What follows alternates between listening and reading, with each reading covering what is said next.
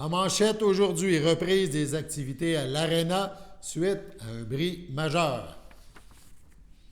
Bonjour à tous, bienvenue à votre bulletin d'information sur les ondes de CTRB, votre télévision locale et régionale, en ce 13 octobre. En raison d'un bris d'équipement, un bris majeur, on rappelle, la ville de Berthierville a été contrainte d'annuler toutes les activités prévues à l'Arena Joanie-Rochette, donc le 10, le 11 et le 12 octobre, donc les 3 derniers jours. Les activités ont repris selon l'horaire régulier en ce 13 octobre, donc en fin d'après-midi. Les autorités municipales ont laissé ce petit message. Nous vous remercions de votre confiance et de votre compréhension face à cette situation indépendante de notre volonté. Nous sommes impatients de vous accueillir à nouveau dans les meilleures conditions. Donc, on fait savoir les autorités de la ville de Berthierville. On parle maintenant d'une institution dans la région de Berthier, donc dans la MRC de Dautrey, qui ferme ses portes, la Courgerie à Sainte-Élisabeth. Une institution dans le milieu de l'agrotourisme.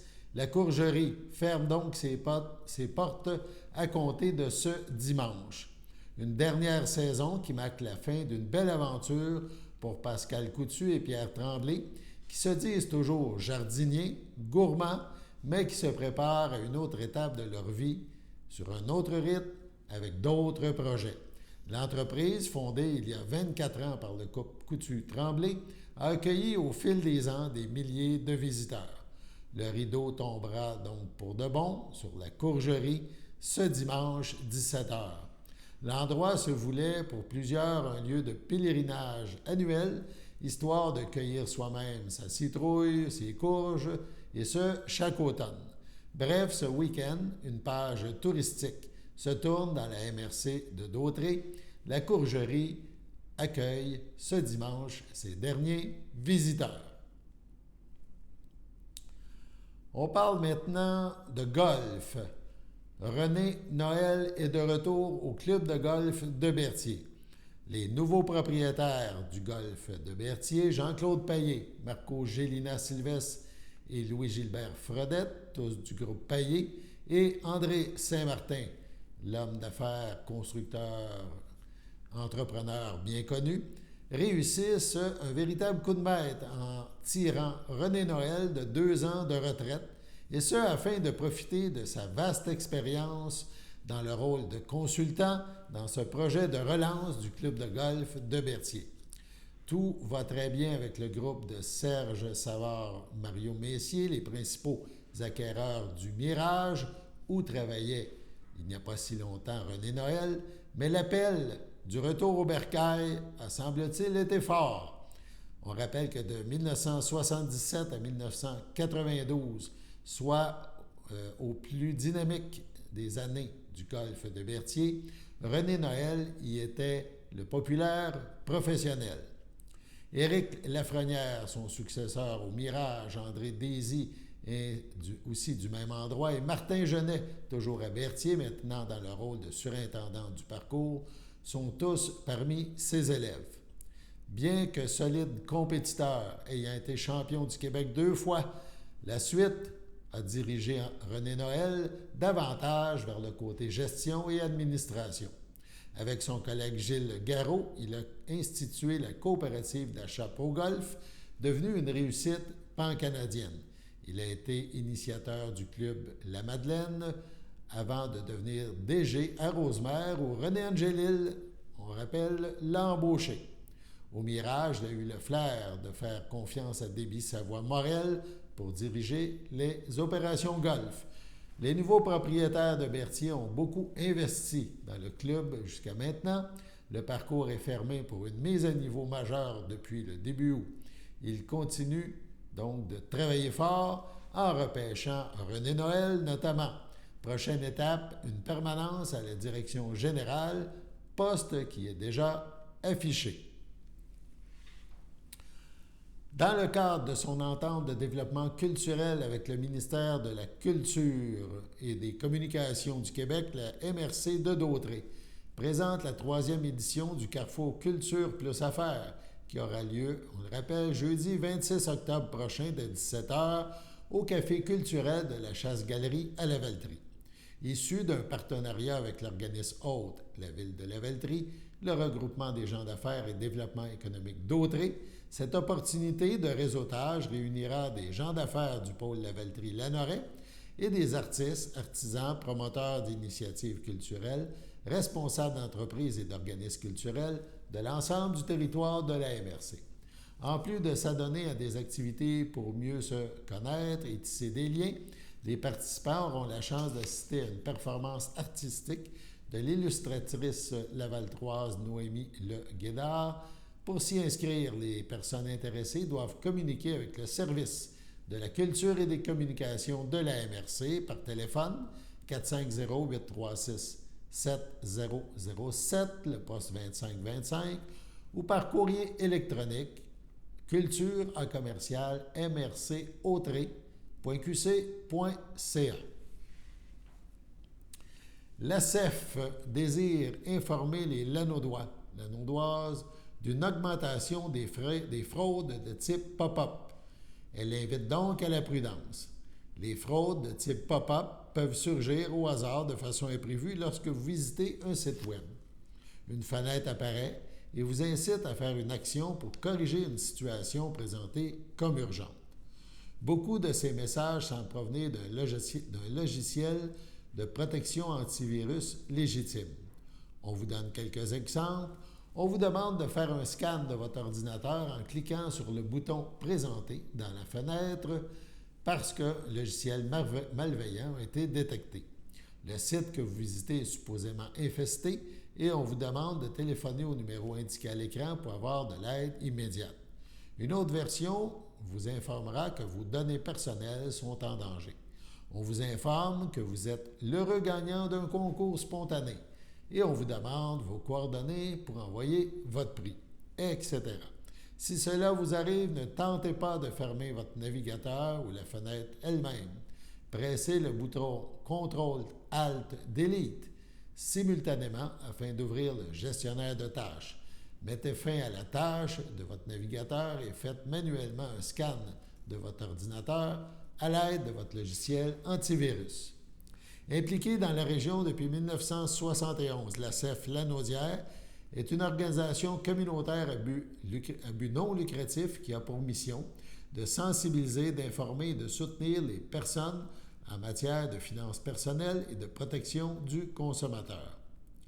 Elle fait également des représentations et s'implique dans différents dossiers à caractère social et économique afin d'améliorer les conditions de vie des Lanaudoises et des Lanaudois. L'automne est là, bien là, et on vous invite à la prudence, à une prudence accrue dans la grande faune, donc les animaux imposants. On parle de cerfs, de chevreuils, donc d'ours. Si vous allez à la campagne, soyez vigilants. En effet, le ministère des Transports et de la Mobilité durable du Québec invite les automobilistes à faire preuve de vigilance lors de leur déplacement en ce début d'automne. En effet, les mois d'octobre et de novembre représentent des périodes où le danger de heurter un animal est plus grand. De la signalisation est déjà en place afin d'informer les personnes circulant sur le réseau routier de la présence de la grande faune sur le territoire. De plus, des clôtures anti-cervidés et des passages phoniques ont été aménagés à divers endroits sur le territoire québécois. Les risques de collision demeurent importants malgré ces mesures de prévention et la vigilance des conducteurs reste la meilleure protection contre ce type d'accident. Et ce, sur l'ensemble du réseau routier. Le ministère tient à rappeler quelques conseils. Redoubler de prudence durant les périodes de la journée où le danger de heurter un animal est considéré comme le plus grand, soit l'aube et le crépuscule. Par ailleurs, c'est encore plus vrai en automne, alors que la présence de la grande faune près des routes est accrue. Ralentissez immédiatement si vous soupçonnez la présence de cervidés aux abords des routes, nerveux et imprévisibles. Ces animaux peuvent surgir très rapidement sur la chaussée. Actionnez vos freins à plusieurs reprises afin de signaler la présence de cervidés aux conducteurs qui vous suivent. N'effectuez jamais de manœuvres brusques pour tenter d'éviter un cervidé au dernier moment. Un accident beaucoup plus sérieux pourrait en résulter. Dans la plupart des cas, lorsque la collision semble imminente, mieux vaut ralentir et freiner progressivement. Quelques faits saillants. Au Québec, entre 2020 et 2022, il s'est produit en moyenne annuellement 6 952 accidents routiers impliquant la grande faune. Ce sont les accidents avec les chevreuils, les cerfs de Virginie, qui sont en tête de liste, suivis des accidents impliquant un orignal, des caribous et même l'ours noir. Sur ce, allons à la pause. Chers téléspectateurs, vous êtes cordialement invités le samedi matin dès 9h30 à notre bingo télédiffusé de nos studios de Berthierville. Depuis plusieurs années, nos adeptes de la télévision régionale se sont divisés un montant de 600 $, disponible chaque semaine lors de notre joute de bingo à CTRP. Un amical animateur et ses joyeux compères, dont un technicien et deux bénévoles, partagent tour à tour cette émission dans le but de vous agrémenter durant 60 minutes, un moment de plaisir qui pourrait s'avérer payant pour vous. Vous pouvez donc vous procurer les cartes de jeu chez les dépositaires participants et j'ai nommé à Berthierville, le dépanneur Formule 1 et le garage Pétroquet sur la rue Gilles Villeneuve, le marché IGA Extra sur la rue Gabrielle Brissette, le marché Métro sur la rue Notre-Dame et la pharmacie Proxime sur la rue Frontenac. À Saint-Ignace-de-Loyola, le dépanneur Esso sur la rue de la Traverse et le marché Aldo sur le rang Saint-Michel. C'est donc un rendez-vous hebdomadaire chaque samedi matin dès 9h30 sur les ondes de CTRB, votre télévision régionale et communautaire, maintenant en haute définition. On vous attend donc en grand nombre et toute l'équipe vous souhaite bonne chance.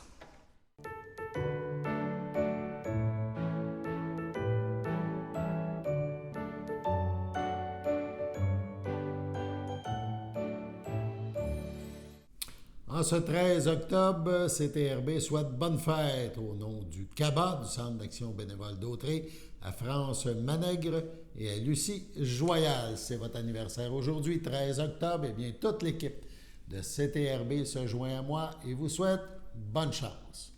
On y va maintenant d'un petit rappel concernant la collecte de canettes et de bouteilles à Saint-Ignace de Loyola. En effet, les résidents de Saint-Ignace sont invités à être généreux. Il y aura collecte spéciale de canettes et de bouteilles consignées dans les rues de la municipalité ce samedi, donc 14 octobre. Des adultes et des élèves de l'école de Saint-Ignace passeront de porte à porte entre 9h et midi. Il est aussi possible de déposer les contenants au stationnement de la bibliothèque de la municipalité le matin même. La collecte, rappelons-le, a pour but de financer des activités parascolaires à l'école primaire de Saint-Ignace de Loyola. On y va maintenant avec l'élection partielle à Berthierville dans le district numéro 3. On vote ce dimanche. En effet, le vote pour l'élection partielle au poste de conseiller du district numéro 3 de la ville de Berthierville se déroule ce dimanche. Donc, dimanche dernier, c'était le vote par anticipation. Les électrices et les électeurs, ce dimanche, pourront en effet voter par anticipation entre midi et 20h. Le jour, donc, entre midi et 20h, les bureaux de vote, on va se reprendre. Les bureaux de vote seront ouverts entre 10h et 20h, donc ce 15 octobre, 10h et 20h. Important là, de bien le noter. Voici donc la liste des personnes candidates à cette élection. Ils sont deux, ils s'affrontent. Claude Frappier, qui a déjà été conseiller municipal, et Patrick Plante, qui désire représenter les citoyens du quartier numéro 3. Les gens du quartier numéro 3, du district numéro 3, qui veulent voter, donc on leur demande d'apporter une pièce d'identité afin de vérifier leur identité, bien sûr. Les pièces qui seront acceptées, c'est le permis de conduire du Québec, la carte d'assurance maladie du Québec, un passeport canadien, un certificat de statut d'Indien ou encore une carte d'identité des Forces armées canadiennes. Pour plus d'informations sur l'élection partielle, on peut se rendre sur le site Internet de la Ville de Berthierville, www.ville.berthierville.qc.ca. On se déplace maintenant de l'autre côté du fleuve, à Sorel-Tracy. On vous invite à une conférence inspirante sur l'agriculture durable et ça va se dérouler au Biophare. Paul Caplette présentera la conférence Agriculture et biodiversité, cultiver l'harmonie avec la nature. Donc, on l'a dit, ça sera présenté au Biophare le 5 novembre prochain à 13h30. L'événement offrira une opportunité unique d'explorer les pratiques agricoles durables et leur impact sur notre planète. Cette conférence vise à mettre en lumière des techniques et des pratiques agricoles durables, limiter les ressources nécessaires et nourrir encore plus de gens. Voilà le défi que l'agriculteur relève quotidiennement. L'agriculture peut être un moteur de changement positif pour notre planète et des outils existent pour réduire les impacts négatifs de la production agricole sur notre écosystème. L'inscription est en ligne, c'est requis. On va à biophare.com/produits-agriculture-et-biodiversité. Quelques mots au sujet du conférencier Paul Caplette est chef de file en agro-environnement basé à Saint-Robert. Il a été récipiendaire du prix Dave Reed en 2022 qui récompense l'innovation des services écologiques sur les terres à l'échelle du Canada. Fort d'une expérience significative sur la ferme familiale de grande culture qui s'étend sur 380 hectares, Paul Caplette a développé une approche unique qui intègre harmonieusement les principes agricoles traditionnels avec une perspective moderne et éco-responsable. Il partage son savoir sur le blog du Bulletin des agriculteurs et sur ses réseaux sociaux. Quelques mots maintenant à propos du Biophare. On le rappelle, le Biophare est une institution muséale agréée située au cœur du parc Regard sur le fleuve à Sorel-Tracy. Sa mission consiste à projeter un point de vue vivant et actuel sur la diversité du patrimoine du territoire de Pierre de Sorel et de la réserve mondiale de la biosphère du lac Saint-Pierre.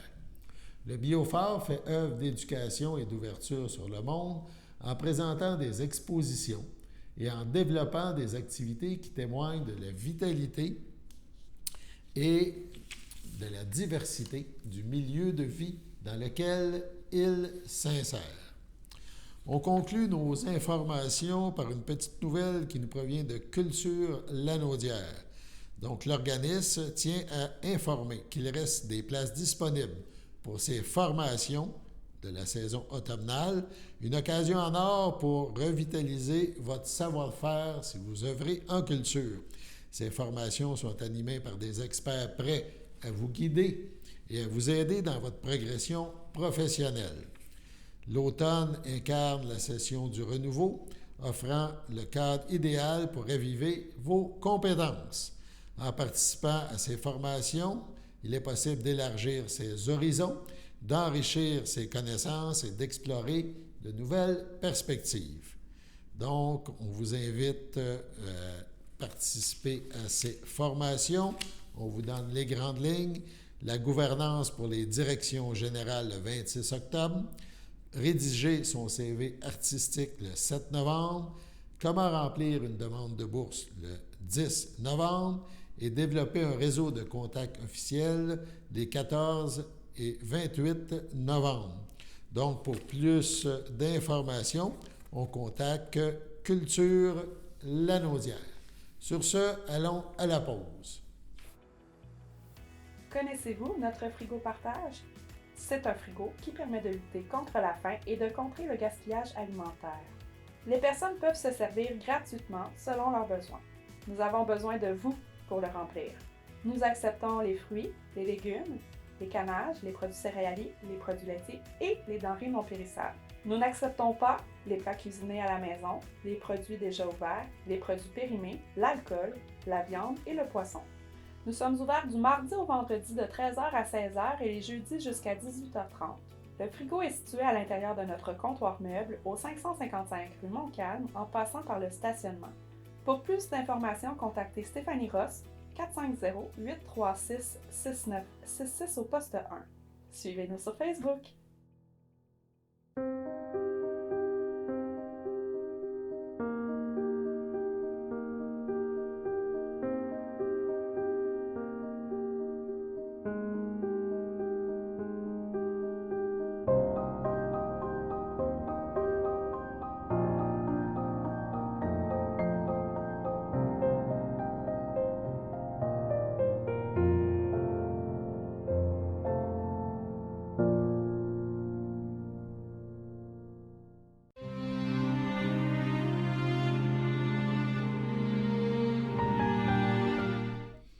C'est avec tristesse que la famille de M. Gabriel Roberge a annoncé son décès survenu le 27 septembre dernier à l'âge de 84 ans. Il était l'époux de feu Ginette Saint-Martin. Il laisse dans le deuil ses fils Serge et Danny Roberge, Isabelle, et ses petits-enfants Xavier et Jérôme, ainsi que son ami de cœur Jacqueline Bonnet, son frère, ses belles-sœurs, ses neveux, nièces, autres parents et amis. La famille recevra les condoléances le samedi 27 octobre prochain de 13h à 14h en l'église Sainte-Geneviève à Berthierville. Une cérémonie sera célébrée à 14h. Au CHDL de Saint-Charles-Borromée le 5 octobre à l'âge de 70 ans est décédé M. Roland Mondard, époux de Michel Gravel, demeurant à Saint-Damien. Il est parti rejoindre sa petite-fille Annie-Claude. Il laisse dans le deuil, outre son épouse, ses enfants, Patrick Mondard, Nancy Ferland, Pascal Mondard, Mylène Savoie, Luc Mondard, Sarah Sigouin, ses petits-enfants, Alexandre, Anthony, Coralie et Alice, ses sœurs, frères, beaux-frères et belles-sœurs, Margot Mondard, Yves Beausoleil, André Mondard, François Mondard, Monique Roy, Jacques Mondard, René Massicotte, Louis Mondard, Pierrette Lafrenière, Céline Mondard, Micheline Mondard, Sylvain Coutu, Louisette Gravel, feu Mario Coutu, Jean-Yves Gravel, sa belle-sœur Sylviane Charbonneau, ainsi que plusieurs neveux, nièces, autres parents et amis. La famille vous accueillera samedi, le 28 octobre, dès midi, au complexe funéraire Thériault, situé au 741 rue Notre-Dame à Berthierville. Suivra un hommage à la chapelle du complexe à 15h30. Au CHSLD Daisy de Saint-Gabriel, le 2 octobre, à l'âge de 83 ans, est décédée Mme Marcelle Lambert, épouse de feu Raymond Massé, demeurant en Joliette, native de Saint-Edmond. Elle laisse dans le deuil ses enfants, Maryse Massé, Martin Dupont, Danny Massé, Martin Beauséjour, Stéphane Massé, ses petits-enfants, Mathieu et Tommy Beauséjour, Josiane Roberge, ses arrière-petits-enfants, Esmélie et Maléo Beauséjour, sa sœur Huguette Lambert, feu Robert de Grandpré, son beau-frère et sa belle-sœur, Madeleine Massé, Georges Monette, ainsi que plusieurs neveux, nièces, autres parents et amis. La famille vous accueillera dimanche 22 octobre dès 11h au complexe funéraire F. Thériault, 741 Notre-Dame à Berthierville. Suivra une liturgie en la chapelle du complexe à 14h. Mme Marcelle Lambert Massé sera inhumée au cimetière de Berthierville le même jour. Au CHDL de Saint-Charles-Borromée, le 23 septembre à 81 ans, est décédé M. Laurent Lacourse, fils de feu Gérard Lacourse et de feu Madeleine Bernèche, demeurant à Saint-Cuthbert. L'ayant précédé ses sœurs Louise et Gisèle, son frère Pierre, il laisse dans le deuil ses frères, sœurs, beaux-frères, belles-sœurs. Roger Lacourse, Réal Lacourse, les Ouellettes, Bernard Lacourse, Suzanne Courville, Bertrand et Hélène Lacourse, Régent Lacourse, Diane Montreuil, Francine Lacourse, Richard Chrétien, Michel Lacourse, Lynne Roberge, plusieurs neveux, nièces, autres parents et amis. Veuillez compenser l'envoi de fleurs par des dons faits à la Société canadienne du cancer. Les formulaires seront disponibles au salon. La famille vous accueillera le vendredi 13 octobre de 19 à 21 heures et le samedi 14 octobre dès midi au complexe funéraire Thériault, rue Notre-Dame, à Berthierville. Suivra une liturgie en la chapelle du complexe à 14h30. M. Laurent Lacourse sera inhumé au cimetière de Saint-Viateur le même jour. À Joliette, le 17 septembre, à 76 ans, est décédé M. Georges Barthes de Saint-Ignace de Loyola, époux de feu Agathe Drainville. Il laisse dans le deuil son ami de cœur Carmen Harel, ses filles Stéphanie Barthes, Mathieu Vauparlant, Caroline Barthes, Sophie Barthes, ses beaux-enfants Jean Valois, Carole Courchaine, Guillaume Valois, Charlène Guertin, Diane Guévremont, feu Ghislain Valois, leurs enfants Francis, Émile, Rose, Ophélie et Arnaud, ses frères et ses sœurs Jean-Luc Barthes, Diane Courchaine, Jacques Barthes, feu Lucie Bergeron, Gilles Barthes, Manon Guertin, Sylvie Barthes, Guy Lassalle, Alain Barthes, Francine Latour, ainsi que ses beaux-frères et belles-sœurs des familles Drainville et Harel, ainsi que plusieurs neveux, nièces, autres parents et amis. La famille vous accueillera vendredi, le 20 octobre, de 19 à 22 heures et samedi, le 21 octobre, dès 11 heures, au salon Thériault, rue Notre-Dame, à Berthierville. Une cérémonie aura lieu le samedi 21 octobre, 14h30, en la chapelle du complexe funéraire. Sur ce, passons à la météo.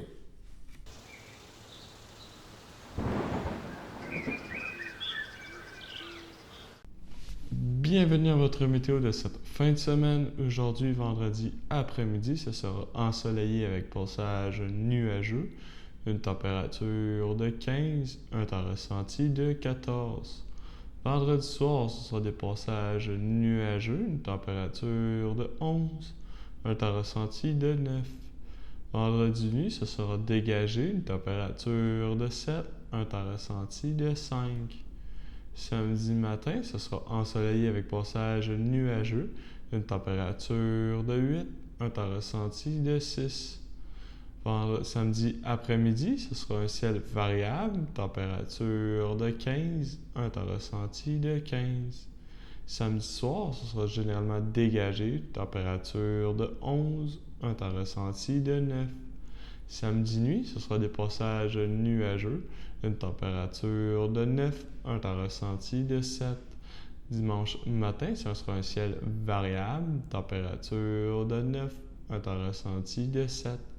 Dimanche après-midi, ce sera nuageux avec éclaircies, une température de 14, un temps ressenti de 14. Dimanche soir, ce sera des risques d'averses, une température de 11, un temps ressenti de 9, moins de 1 mm de pluie.